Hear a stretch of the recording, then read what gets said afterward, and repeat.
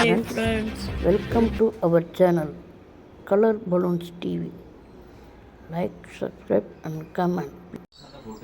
மிகவும் கனமான மனதுடன் அந்த சாலையை கடந்து வந்து கொண்டிருந்தான் சதீஷ். சற்று முன் அவன் மனதை மிகவும் ரணமாக்கிய அந்த சம்பவம் மீண்டும் மீண்டும் அவன் மனதை குத்தி குடைந்து கொண்டிருந்தது. அதை மேலும் அதிகமாக்கியது அவன் கண்டெடுத்த அந்த ஒற்றை ரூபாய் நாணயம். அவன் அலுவலகத்தில் அவன் முகத்தில் ஓங்கி அரைந்து கீழே விழுந்த அந்த நாணயம் மேலும் அவன் மனது தாங்களை அதிகரித்தது. அதை எடுத்துக்கொண்டு அருகிலுள்ள கடைக்கு சென்றான். சாக்பீஸ் ஒன்றை வாங்கினான். அந்த சாக்பீஸ் மூலமாக மிக அழகான படம் ஒன்றை தரையில் வரைந்தான். அதில் சில்லறைகள் சேர்ந்தன. அவற்றை கொண்டு கோணிப்பைகளை வாங்கினான். கோணிப்பைகளின் குப்பையிலிருந்து பாட்டில்களை எடுத்து சேகரிக்க தொடங்கினான்.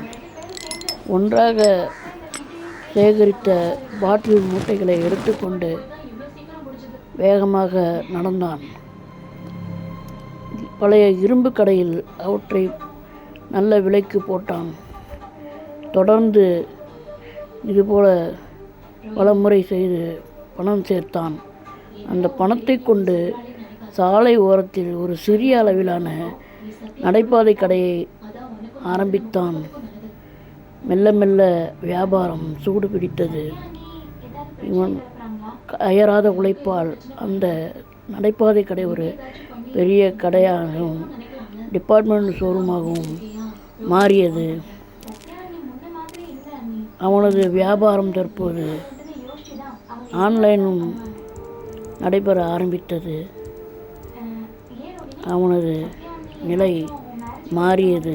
மிக உயர்ந்த இலக்கு சென்றான். பலருக்கு உதாரணமானவனாக மாறியிருந்தான் சதீஷ். சதீஷ் நமக்கு சொல்லும் செய்தி, நமது வாழும் வழியை தேட வேண்டாம், அவற்றை உருவாக்க வேண்டும்.